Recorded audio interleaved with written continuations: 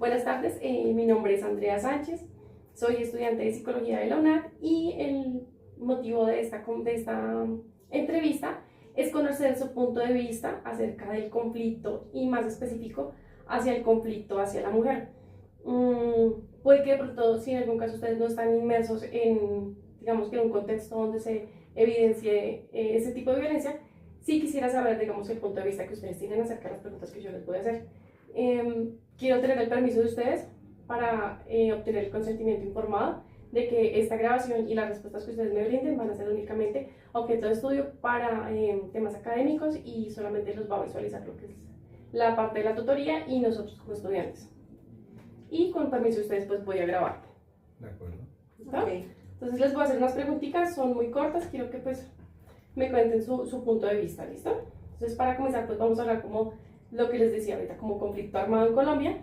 Sabemos que hay zonas que pues digamos que no se atienden de forma directa, pero que bueno, tú vienes digamos que fuera de la ciudad, de pronto pues tienes un punto de vista un poco diferente. Ok, listo. La pregunta es, ¿la guerra ha habitado en el entorno de la ciudad donde ustedes habitan? Si es así, de pronto han presenciado, digamos, hechos de violencia, si de pronto cómo lo vieron, si fue algo muy cerca a ustedes o simplemente ha sido de pronto en noticias, lejos de donde ustedes están. Bueno, en la actualidad no. Digamos que en las ciudades capitales no se ven como tal mucho este tipo de situaciones, como pues obviamente en otras zonas rurales del país sí se siguen manteniendo, porque pues ha sido, digamos que parte de nuestra historia el tema del conflicto armado hace más de 70 años, pero sí recuerdo en Bucaramanga, hace ya varios años, sí se veía todavía que de pronto asaltaban a las personas guerrilleros o paramilitares, los bajaban de los vehículos, los asesinaban en vías públicas. Todavía, digamos que en esa parte de la infancia sí lo alcanzaba a ver un poco, pero en la actualidad no es algo que se presencie. ¿Y tú consideras que, bueno, digamos que primero tú me respondes y... Ok. No, lo que dice Cata está pues como muy aterrizado. O sea, en Bogotá siempre han habido como temas de inseguridad, de esa percepción, y ahorita como que es muy latente por todo el tema pues de las noticias y lo que uno como que tiene muy cerca, más como en esta zona. Pero como temas de guerra, pues no estuvimos en ese tiempo de vivirlo, que sí es un tema del pasado que sí era muy latente. Frente a esa violencia que de pronto tú pudiste ver aquí en la ciudad, digamos que, y tú, digamos que parte de tu historia, ¿les afectó a ustedes, digamos, de manera cercana o amigos a alguien cercana? ¿O fue algo que vieron, digamos, como desde lejos? Pues uno de mis hermanos mayores fue asesinado por un paramilitar. De hecho, mi mamá estuvo muchos años en un proceso de reparación de víctimas, porque a él lo confundieron. Él era un adolescente y en Bucaramanga, en una zona no tan segura, unas personas llegaron, le dispararon a él y a otro hermano mayor. Él falleció en el lugar, el otro hermano sí logró pues recibir la asistencia médica. Y pues digamos que mi familia materna sí vivió mucho eso. Yo no, realmente ya no vivía con ellos, entonces no lo viví pues directamente. Sin embargo, sí tenía una huella por mi mamá, ella siempre vivía como muy a la defensiva, muy asustada, en muchos procesos con la fiscalía, ella tenía que ir a muchas audiencias, tenía que presentarse a muchas cosas. Pasaron muchísimos años, de hecho fue amenazada, tuvo que irse del país. A raíz de eso pues se tuvo que mudar para Venezuela, huyendo pues obviamente de todo ese conflicto, de toda esa situación que directamente no fue involucrada, pero que indirectamente sí, y que pues como víctima su familia también pues se vio marcada a raíz de ese suceso, y ella tuvo que irse con sus hijos. Entonces sí fue, digamos que algo que vivió pues una parte de mi familia, pero que te digo, pues directamente yo no, pero pues sí, digamos que Sí. muy cercana, mi mamá y mis hermanos mayores sí lo tuvieron que vivir. Y tú de pronto los hechos violentos que has, digamos que visto o que has escuchado, ¿sí crees que de pronto han impactado, digamos, a ti directamente o amigos, a cercanos? De hecho, quisiera también, digamos que ampliarlo un poquito más la pregunta, si de pronto ese hecho de violencia que ustedes han identificado, si consideran que de pronto las mujeres, digamos, que han sido más afectadas en esto, o si ven que de pronto se hace de manera parcial igual hombres o mujeres, o si hay alguna distinción en género en cuanto a que se evidencie más violencia en mujeres. Ok. Pues lo que te decía ahorita es más un tema como de inseguridad y claro, digamos que han habido muchos eventos en locales cercanos, entonces queda uno como muy prevenido con cualquier persona y eso, de pronto a mis socios si han tenido temas de extorsión, entonces uno ya no puede contestar el teléfono, llega cualquier persona, cualquier moto, entonces anda uno como muy a la defensiva, muy alerta a todo. Entonces, creo que esa es la manera en que nos ha afectado, como esos temas de violencia, de hurto, de pronto de homicidios que se presentan en la zona. Ok. Bueno, ahora quisiera hablarles un poco más acerca de eh, cómo consideran ustedes, o de pronto, digamos, Kate también, digamos, viéndolo desde un punto que estás hablando de algo más familiar, ¿cómo que consideran ustedes que esas consecuencias que han tenido esos momentos difíciles de conflicto y demás, cómo consideran que las personas se han venido recuperando de eso? ¿Cómo se recuperaron de eso? ¿Cómo podríamos de pronto, viendo esos sucesos, cómo podríamos llegar a evitar o nosotros crear un impacto para evitar que suceda eso? Digamos que en tu caso, pues digamos que fueron como temas de grupos disidentes, digamos aquí ya es como temas de inseguridad frente a otro tipo de pronto de enfoque, ellos están enfocados en otra cosa. Entonces sí quisiera ver, de pronto conocer como el punto de vista de ustedes, qué iniciativa de pronto podríamos buscar, digamos a nivel colectivo, para evitar o cómo podríamos ayudar para que estas personas se recuperen. Yo estuve trabajando hace unos años en la ciudad de Tunja con una población víctima de desplazamiento forzado. Ellos estuvieron en un programa donde la alcaldía de la ciudad les estaba otorgando una vivienda y les estaba otorgando también pues unos programas a nivel social. ¿Qué logramos evidenciar en esa población? Que sus capacidades en temas socioemocionales eran mucho más elevadas que otras personas que de pronto no han vivido ese tipo de situaciones, específicamente todo el tema de la resiliencia.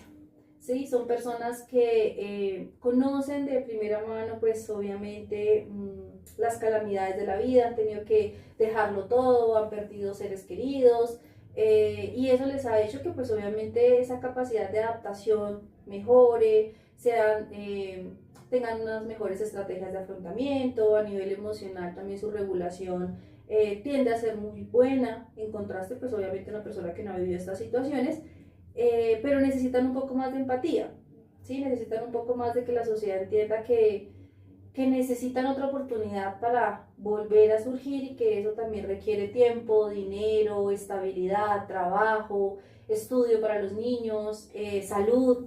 Entonces necesitan más programas enfocados pues obviamente a atender sus necesidades y no solamente a hacer un número más, que es el problema que tienen muchas alcaldías, porque tanto acá en Bogotá como en otras ciudades del país llegan muchas personas víctimas del desplazamiento y se convierten en un número más para mostrar, y realmente los programas no van enfocados a apoyarlos en un periodo de tiempo prolongado para que obviamente sus necesidades pues mejoren y tengan una mejor estabilidad de vida. Ahorita tú preguntabas el tema de las mujeres. La mujer pues obviamente siempre ha sido vista como digamos que el sexo débil, obviamente pues por un tema social, cultural, en estos temas de violencia pues suelen ser un poco más afectadas que los hombres, pero es algo que también ha ido cambiando mucho, ¿sí? Porque digamos que culturalmente es un tema de los niños, las mujeres y las personas de la tercera edad.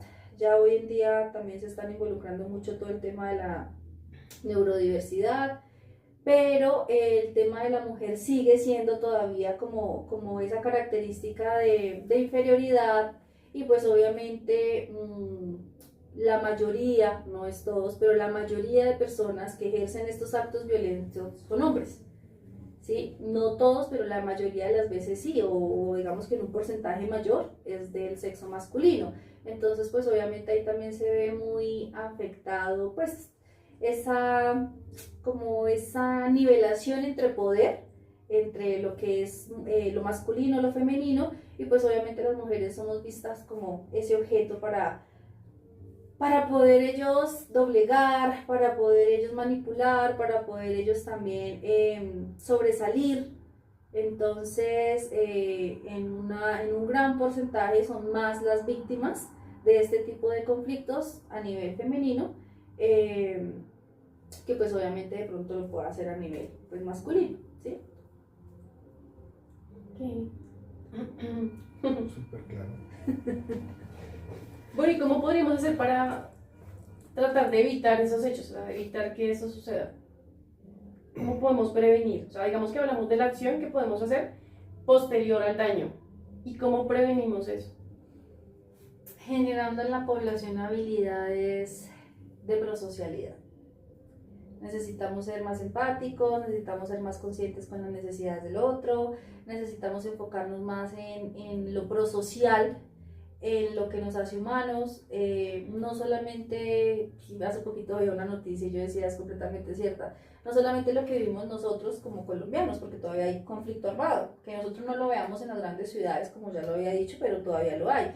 Pero, por ejemplo, hay conflictos muy fuertes. Ahorita en Medio Oriente siguen en conflictos de tantos años y nosotros somos indolentes, nosotros no vemos porque no lo sentimos, ¿sí? Entonces, lo mismo pasa con estas poblaciones. Si no me toca, si no es un familiar, si no es un conocido, si no es un amigo, no me duele.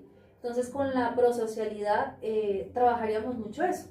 Y es algo que hoy en día sí está cambiando porque las nuevas generaciones están siendo educadas en todos los temas socioemocionales y eso hace que pues obviamente sean niños y jóvenes mucho más sensibles a todas estas problemáticas y ahí es donde considero yo que se va a poder cambiar las cosas. Digamos que hablas de eso y eso digamos que tú crees que lo podemos impartir desde el contexto en que nosotros estamos, o sea, como desde la comunidad donde nosotros estamos o en el contexto, digamos, donde digamos nosotros trabajamos en la universidad, en el colegio, en el trabajo, ¿cómo podemos nosotros también llegar a implementar, digamos, ese pequeño granito de arena para que eso no se repita o para que si alguien en mi contexto de pronto está, yo le pueda de pronto dar el empujoncito que necesita para salir de esa situación? Yo creo que la palabra que engloba todo esto es la empatía, que tu dolor yo también lo sienta parte de mí, no ser indolente ante las cosas. Yo creo que es, no sé, tú vas en un transporte público, donde sea, y, uy, menos mal lo robaron a él y no fui yo, ¿sí? Y tú puedes estar viéndolo ahí golpeado, bueno, muy afectado, y lo que haces es correr, o sea, no te vuelves indolente ante eso. Y tenemos un tema que normalizamos eso, ¿no? O sea, esto es normal, esto es Bogotá, esto es la ciudad, y bueno, esto es Colombia. Entonces, como que se va normalizando todo eso. Y eso yo creo que es como agrandar más todo. Aparte de que soy indolente, no siento empatía, lo normalizo. Y eso yo creo que es un agravante. Entonces, primero pues empezar a escuchar, ¿sí? Muchas veces no escuchamos. De pronto, ¿qué te pasó? ¿Cómo estás? ¿Cómo te sientes? Y solo como que queremos es huir, o sea, zafarnos del problema. Entonces, pues yo creo que es eso. Ok, me gustaría además conocer como la opinión personal que tienen ustedes, digamos que si esto, digamos que hablaste como de historia, ¿sí? Nombraron como parte de lo que es historia y cultura.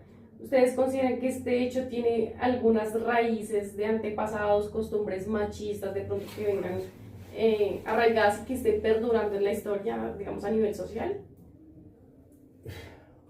O sea, yo creo que sí, o sea, eso viene, claro, generación tras generación, creo que se va disminuyendo todos esos temas y se van cambiando muchos conceptos que se tienen como muy arraigados.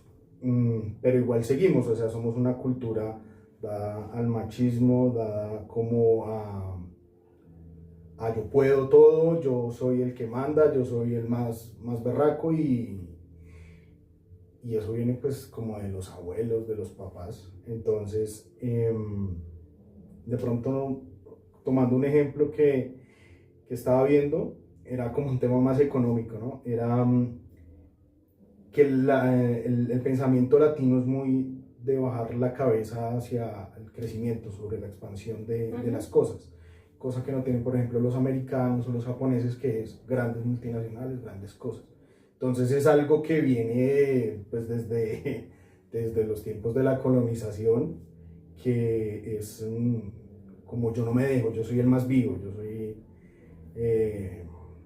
la abeja de esto, entonces eso está muy arraigado en yo soy más vivo que todo el mundo. Y mira que esa perspectiva habla como de temas de fuerza, o sea, como que se trata de temas de fuerza, de quién es más fuerte, y esa persona podría ser la que lleva, digamos, que la cabecera en cuanto hay violencia. Si hablamos de conflicto armado y demás, pues ellos se sienten fuertes y digamos que posiblemente por eso es que, pues digamos que utilizan esa fortaleza, entre comillas, que tienen para poder subyugar a los demás. Quisiera saber si de pronto como todas las como temas de que puede ser de antepasados y demás, si de pronto puede que ustedes no lo hayan vivido, pero si de pronto en su familia ustedes han visto que se ha mantenido de pronto un legado de algo que ustedes hayan vivido en cuanto a violencia o algunas creencias o costumbres que puedan derivar hacia el tema. Mira que, por ejemplo, yo vengo de una cultura donde la mujer suele ser mucho más dominante que el hombre, ¿sí? En la cultura santandereana las mujeres son las que llevan como la cabeza de la casa. Son en muchas ocasiones, de hecho, se ve maltrato intrafamiliar, pero es la mujer la que lo ejerce. Porque aunque es una mujer, a nivel cultural ejerce ese rol masculino de poder, de soberanía, que pues ya va mucho más allá de un sexo a una forma de comportarse que socialmente es aceptada. Entonces, en mi familia pasaba algo muy particular, pero que pues se fue viendo ese cambio, ¿sí? Y era que mi abuelo tenía raíces boyacenses. Y en Boyacá, lastimosamente, aún se ve mucho machismo. Yo hace varios años mi tesis de grado fue justamente sobre el tema de masculinidad hegemónica, que es el machismo, y se encontraba que aún hay demasiados comportamientos y demasiados percepciones y conductas aceptadas socialmente de lo que debe ser un hombre, y va muy ligado a esa masculinidad hegemónica que es como tal el machismo. Y en mi casa yo lo vivía con mi abuelo cuentan que fue un hombre extremadamente machista, que le pegaba a mi abuelito, o sea, una cosa impresionante. Cuando yo lo conocí, pues ya estaba mucho más viejito él, era una persona muy diferente, ¿sí? Era una persona ya mucho más tranquila, la percepción que tenía de hogar o la figura que cumplía una mujer en un hogar, para él ya había cambiado. Él ya era como de no, ve a estudiar, tú puedes, ¿sí? Algo que de pronto a su esposa o a sus hijas incluso no le permitió, pero ya cuando llegaron sus nietas, ya era más de no, usted tiene que ir a estudiar, váyase para tal ciudad, no tiene que conseguir esposo, usted sola puede. Entonces ahí vi como una persona que venía de unas creencias muy arraigadas a nivel cultural podría irlas cambiando, ¿sí? A medida que pues fue creciendo, a medida que fue de pronto también teniendo más experiencias de vida, compartiendo con otras personas, con otros entornos, se vinculó emocionalmente con esas personas, porque ¿cuál es el problema? Que es que no hay un vínculo emocional, yo no soy empático con el sentir del otro. Cuando ya tengo un vínculo emocional con la otra persona, ya lo que esa persona quiera o haga me lastima o me va a afectar. Entonces digamos que ahí vamos a ver esa transición, y es algo que culturalmente está cambiando muchísimo, está no a la velocidad que debería cambiar, ¿sí? Nosotros todavía somos una cultura muy machista, somos una cultura muy violenta en sí, pero es algo que mediante educación vamos a ir transformando, y no es una educación que la gente siempre lo enfoca a lo tradicional, es que va a la escuela y ya, no, eso es una educación tradicional, necesitamos una educación socioemocional, y desde el año pasado ya el Ministerio de Educación se dio cuenta de eso y ya digamos que incluyó dentro de los pensum de todas las instituciones públicas y privadas esa cátedra. Entonces es algo donde ya nos damos cuenta de que va a ir evolucionando muchísimo más. Ok. ¿Tú quieres aportar algo acerca de eso? Sí, como que de pronto parte de lo que tú has vivido, de pronto sí, en el legado de tu familia, de pronto sí, alguna vez escuché, alguna vez lo viví, sí se trajeron tal costumbre que eso sí sagrado se hace. O sea, yo creo que es más lo que tú decías de que con el tiempo las mismas personas que ejercieron esas acciones machistas y de maltrato, llega un momento en que cambian. O sea, yo pronto también en algún momento lo vi con mi abuelo y después era como muy, o se dan muy a su mujer, o sea, como cuídela, como dónde está, como que, claro, después de muchos años de maltrato y de mala vida, pero después se dan cuenta de eso y lo van transformando, o sea, uno dice, ¿qué pasó? Y los papás de uno le van contando, y no, es que su abuelo era tenaz, o pasaba esto, llegaba tomado, y en qué momento si uno lo conoce es como el abuelito bien, ¿sí? Que está pendiente de su mujer, entonces creo que todo eso se va transformando. Ok. En esta conversación hablamos acerca de, como de temas de guerra y también hablamos como temas de violencia. Quisiera saber si encuentran de pronto una relación entre lo que hablamos de guerra y la violencia contra las mujeres que se ha venido viviendo. Si de pronto ven algún factor común, algo que... Pues es que, o sea, tienen que, esas dos acciones, esas dos formas tienen que convivir, ¿no? O sea, no puede haber guerra sin violencia y siempre históricamente, eh, por ejemplo, en las guerras anteriormente y todavía, me imagino que habrá, la mujer es demigrada en ese momento, ¿sí? O sea, es la saqueada, la violada, mejor dicho, para disminuir pues a los hombres, ¿no? O sea, es como el trofeo, como el premio de el juguete. Entonces, tiene que existir y lastimosamente conviven esas dos. La violencia contra la mujer en su máxima expresión en ese momento y lo que es la guerra. Sí, la mujer ha sido objeto de guerra y pues obviamente a eso ha sido pues epicentro de muchas situaciones, igual los niños, o sea, ellos van muy de la mano por eso, porque la mujer es símbolo de soberanía, entonces yo gobierno un nuevo territorio, me quedo con las mujeres y asesino a las crías, y eso es un tema muy biológico, de hecho muchas especies en la en la vida salvaje pues lo hace, ¿sí? Y lastimosamente pues nosotros somos una especie bastante violenta, somos animales sociales, sí, pero realmente todavía tenemos muchos, digamos, comportamientos primitivos, arcaicos, no todos, hay muchas civilizaciones actuales que ya están muy bien, pero pues tras siglos de una educación diferente, pero pues lastimosamente sí, el papel de la mujer y de los niños, que es otro factor ahí que también interviene mucho, pues ha sido como los que más han tenido que soportar muchas cosas, pero el hombre también, ¿sí? No solamente la mujer. Hay una película, creo que es de Guatemala, que se llama Voces Inocentes, no sé si me han visto, es una película muy cruda, pero de una realidad que no solamente vive Guatemala, sino que también vivimos nosotros y otros países de Latinoamérica, y es que la guerra constante entre el ejército y las fuerzas rebeldes, armadas, en la mitad están los civiles, entonces los niños y los hombres se tienen que ir para un bando a matarse unos contra otros, sencillo. Las mujeres se quedan a cuidar o custodiar un territorio, ¿sí? Con los niños y obviamente las personas de la tercera edad o personas neurodivergentes, pero todos de una u otra manera pues son víctimas en ese mismo sistema de violencia, no solo, pero claramente pues la mujer es epicentro, al igual que obviamente los niños, pero los hombres también tienen muchas cosas, porque muchas veces se ven involucrados sin querer ser parte de, o les toca irse a un bando, o les toca irse a otro bando, o ahí pierden la vida, entonces es un tema que pues culturalmente también nos toca a todos. Ok. Bueno, ya vamos terminando. ¿Tú quieres de pronto aportar algo a lo que no, Kate?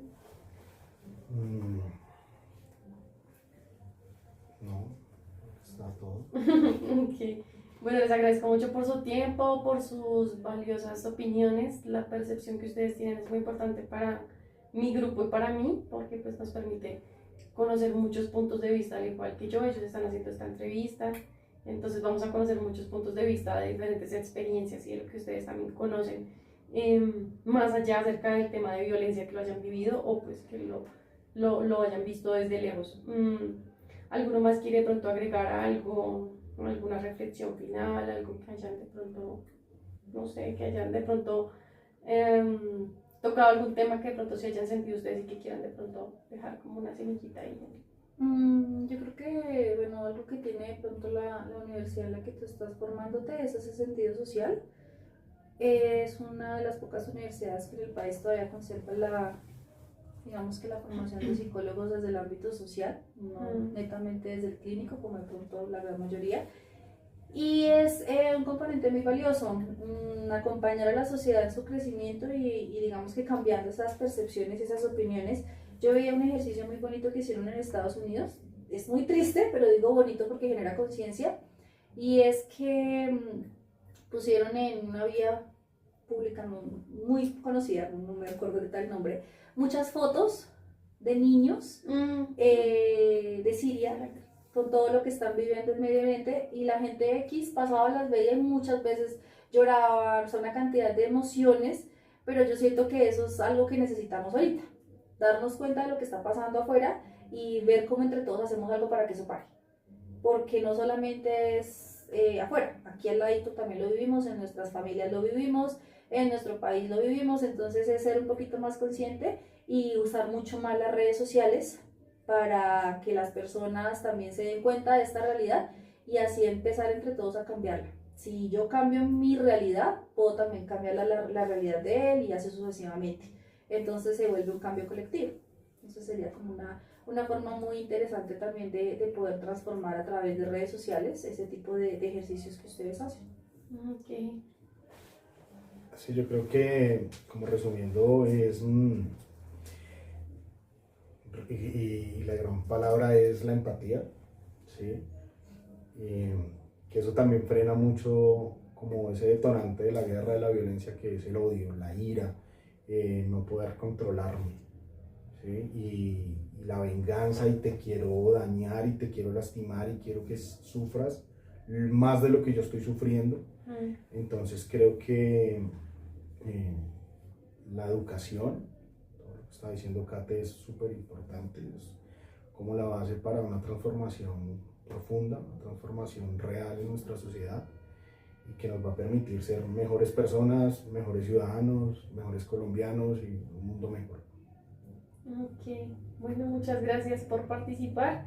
Recuerden que la información que me brindaron en el consentimiento informado es confidencial y no digamos que solamente es con fines a nivel educativo, ¿vale?